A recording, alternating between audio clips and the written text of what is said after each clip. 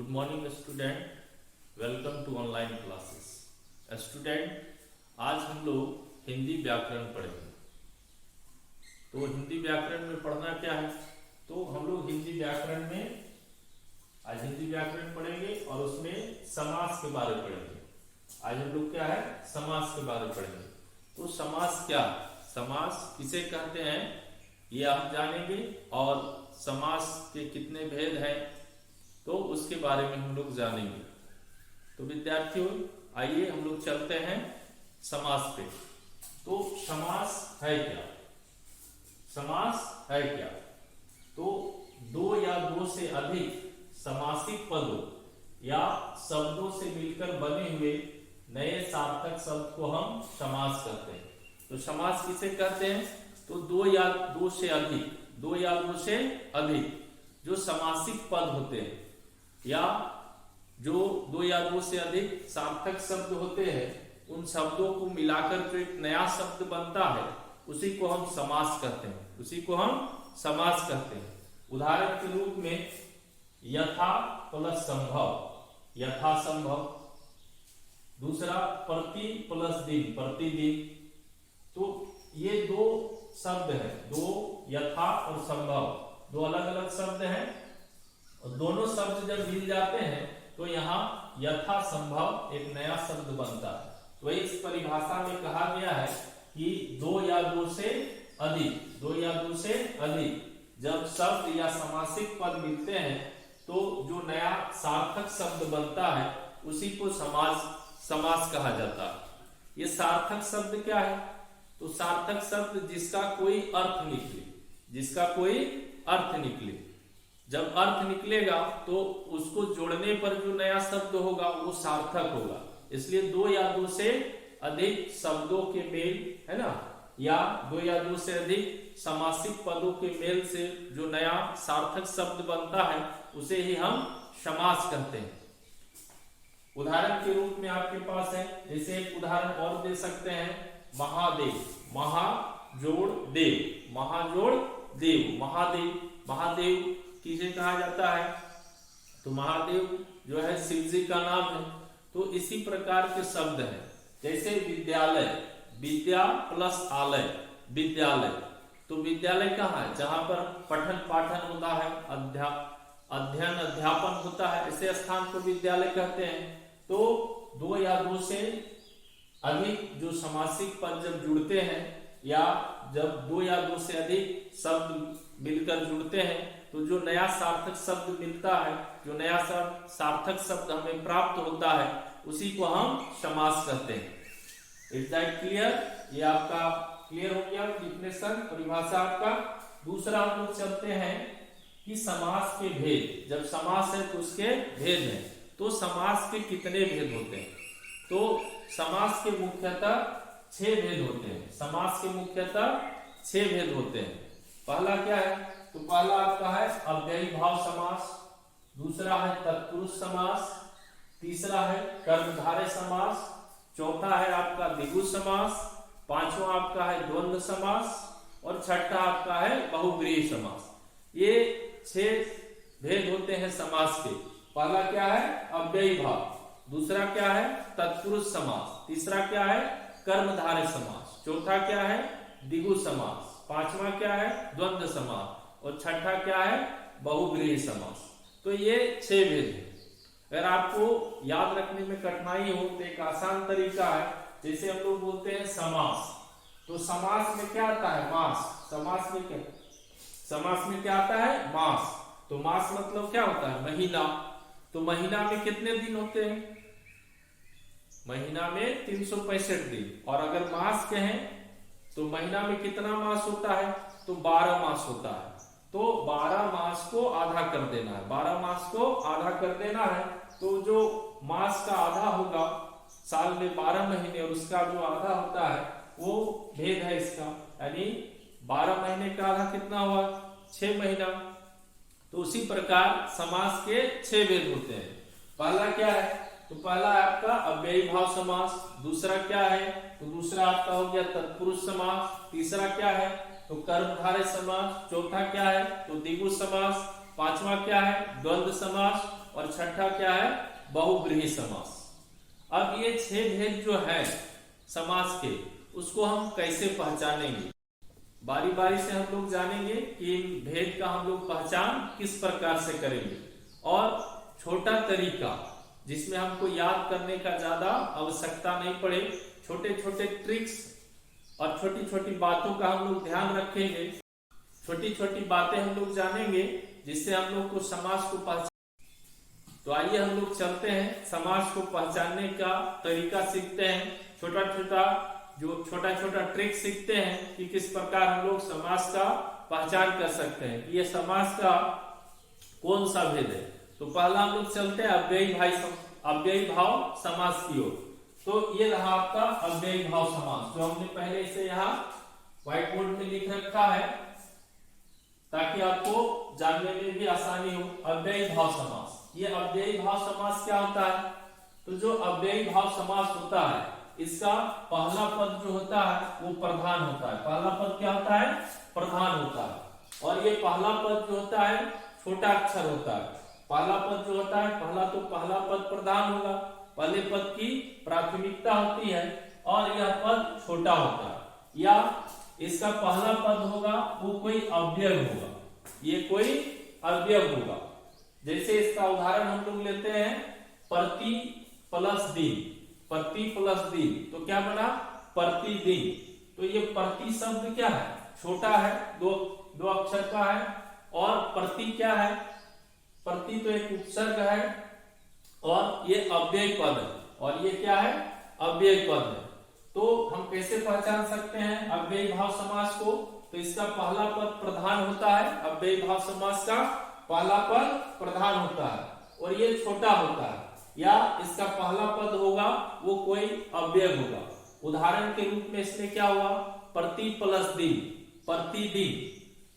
आजन्म, आ प्लस जन्म, आजन्म। सहर्ष, स प्लस हर्ष। इस तरह के उदाहरण आपको यहाँ लिखा हुआ है, प्रतिदिन, आजन्म, सहर्ष, यथासंभव, यथा प्लस संभव, यथासंभव। तो ये जो है ये आपके उदाहरण है अव्ययी भाव समास को। तो अव्ययी भाव समास को कैसे पहचान सकते हैं लोग, पहला कि उसका पहला पद प्रधान होता है, पहले पद की प्राथमिकता होती है। जैसे दिन, तो दिन तो रोज हो गया, लेकिन अगर प्रति उसमें लगा देते हैं, प्रति शब्द अगर लगा देते हैं तो क्या बना, प्रतिदिन। तो प्रतिदिन माने रोज, डेली, तो इसका जो है अर्थ बदलता है। जैसे जन्म, जैसे जन्म यानी जन्म लेना, और आजन्म माने हमेशा, आजीवन के लिए। तो ऐसे शब्द जो उसके पहले आते हैं, है ना, और उसकी प्रधानता हो जाए, शब्द के पहले आकर उसकी प्रधानता आ जाए और नया सार्थक शब्द बनता है, या पहला पद जो है कोई अव्यय हो, तो उसके बाद जो शब्द प्राप्त होता है तो उसको हम लोग क्या कहते हैं, अव्ययी भाव शब्द, अव्ययी भाव समास कहते हैं। इसका उदाहरण है प्रतिदिन, आजन्म, सहस्र, यथासंभव। इस तरह के जो शब्द आएंगे वो आपके अव्ययी भाव के उदाहरण होंगे। दूसरा चलते हैं तत्पुरुष समास। दूसरा क्या चलते हैं, तत्पुरुष समास।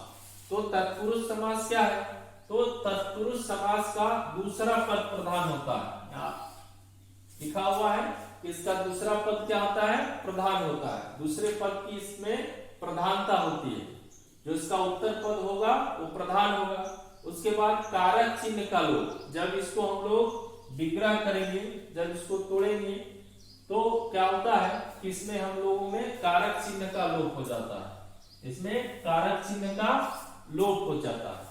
उदाहरण के रूप में जैसे राजा का पुत्र, तो उसको क्या बोलेंगे, राजपुत्र, राजा का पुत्र। तो ये क्या है, तो का एक कारक है, कारक का चिन्ह है। तो जब राजा का पुत्र एक शब्द में उसको बोलेंगे तो राजपुत्र। तो जब हम राजपुत्र बोलते हैं तो उसमें कारक चिन्ह का लोप हो जाता है। तो इसकी ये प्रधानता है, ये विशेषता है। जो तत्पुरुष समास होता है उसकी प्रधानता है, इसका उत्तर पद जो होता है वो प्रधान होता है, दूसरा पद प्रधान होता है और उसमें कारक चिन्ह का लोप हो जाता है। दूसरा उदाहरण है यश प्राप्त। यश प्राप्त यानी यश को प्राप्त। तो यहाँ को शब्द, ये को क्या है? कारक का चिन्ह है, कर्ता ने कर्म को, तो को क्या है? कारक चिन्ह है, तो यहाँ इसका लोप हो जाता है। तो यश को प्राप्त यानी यश प्राप्त, ये भी आपका तत्पुरुष का उदाहरण हुआ। तीसरा है पाप मुक्त। तो पाप मुक्त में क्या हुआ? पाप से मुक्त, पाप से मुक्त। तो यहाँ पर क्या हुआ? से क्या है? तो से क्या है? कारक चिन्ह है, तो उस कारक चिन्ह का लोप हो जाता है। तो हम तत्पुरुष समास जो इसका पहचान कैसे करेंगे? तो दो बातें इस पर हम लोग ध्यान रखेंगे। पहला कि जो तत्पुरुष समास होगा उसका दूसरा पद प्रधान होता है, और जब हम लोग विग्रह करें, ठीक है, तो उसमें कारक चिन्ह का लोप हो जाता है। जैसे हमने उदाहरण दिया पाप मुक्त, तो पाप से मुक्त, अगर एक शब्द में पाप से मुक्त उसको लिखेंगे तो क्या लिखते हैं? पाप मुक्त। तो यहाँ से कारक चिन्ह है, उसका लोप हो जाता है। जैसे राजा का पुत्र, तो एक शब्द लिखेंगे तो राजपुत्र, तो वहां भी का चिन्ह का लोप हो जाता है। तो इन दो छोटी बातों को ध्यान रख करके हम जो है वो तत्पुरुष समास का पहचान कर सकते हैं। इसका उदाहरण राजपुत्र, यथा यश प्राप्त, पापमुक्त आदि बहुत सारे शब्द हैं जो आपको तत्पुरुष समास में आते हैं। तीसरा अब जो कारक आपका है भेद, वो है कर्मधारय समास। तीसरा क्या है? कर्मधारय समास। तो हम कर्मधारय समास का पहचान कैसे करेंगे? तो उसको हम लोग जानते हैं। तो कर्मधारय समास का पहचान करेंगे तो उसकी क्या विशेषता, उसमें क्या क्या गुण पाया जाता है? तो उसमें पहला गुण हो जाता है कि इसका पहला पद कोई विशेषण होता है। पहला पद कोई विशेषण होता है। ये विशेषण क्या है? तो विशेषण क्या है? संज्ञा या सर्वनाम की जो विशेषता बताता है उसे हम विशेषण कहते हैं। संज्ञा या सर्वनाम की विशेषता, जैसे एक उदाहरण लेते हैं कि राम एक लड़का है। राम एक लड़का है, उसमें अगर लगाते हैं कि राम एक अच्छा लड़का है, तो राम को सभी लड़कों से अलग करता है। अब अच्छा शब्द जो है, तो ये अच्छा उसकी विशेषता को बताता है कि राम कैसा लड़का है, तो अच्छा लड़का है, तो ये अच्छा शब्द विशेषण हुआ। तो उसी प्रकार जो है कर्मधारय का पहला पद जो होता है वो विशेषण होता है। पहला पद क्या होता है? विशेषण होता है, ठीक है। दूसरा, इसमें तुलना की जाती है, किसी से तुलना किया जाता है। तुलना मतलब कंपेयर, एक दूसरे से। जैसे राम श्याम से अधिक तेज है, राम श्याम से अधिक तेज है, तो राम और श्याम के बीच तुलना हुआ कि दोनों में तेज कौन है।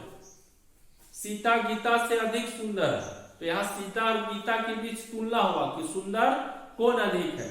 तो उसी प्रकार का इसमें तुलना किया जाता है। कर्मधारय समास का एक गुण होता है कि किसी चीज से उसकी तुलना की जाती है।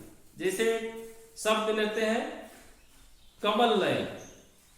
कमल नयन, कमल मतलब कमल का फूल हुआ, और नयन मतलब आंख हुआ। नयन मतलब आंख, तो कमल नयन मतलब क्या हुआ? कमल के समान आंख, कमल के समान नेत्र, यानी उस नेत्र की प्रशंसा या उस नेत्र की तुलना की गई कि उसकी आंखें जो था वो कमल के समान जो था वो सुंदर था। तो ये तुलना, एक तुलना किया जाता है। और तीसरा उसमें जो गुण होता है कि जब इसका हम विग्रह करें, जैसे हमने किया कमल के समान है जो नयन, तो वो कमल नयन।